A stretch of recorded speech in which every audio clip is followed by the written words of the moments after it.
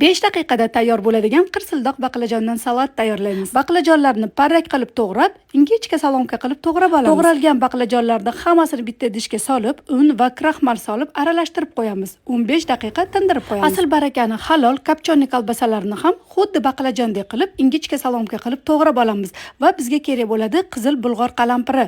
Yupqa qilib buni ham to'g'rab olamiz. Chesnok salatimizga o'zgacha maza beradi. Chesnokni ham maydalab to'g'rab olamiz. Qizib turgan yog'da baqlajonlarni ikkiga bo'lib qirsillatib qovurib olamiz. Alohida tovaga yog' solamiz. Birinchi chesnokni solib, chesnokni mazasini yog'ga chiqarib olamiz va ketidan to'g'ralgan bulg'or qalampirni solib 2 daqiqa qovuramiz. Tabga ko'ra tuz solib, to'g'ralgan kolbasani solib 2-3 daqiqa yana qovurib olamiz. Deyarli hamma mahsulotlarimiz tayyor bo'ldi. Xohishga ko'ra ko'kat ham qo'shsangiz bo'ladi. Hamma qovurilgan mahsulotlarni ko'kat bilan yaxshilab aralashtirib dasturxonga tortasiz. Salat tayyor bo'ldi. Siz ham albatta tayyorlab ko'ring. Agar ishtahangiz ochilgan bo'lsa, Robiyangiznikiga mehmonga keling.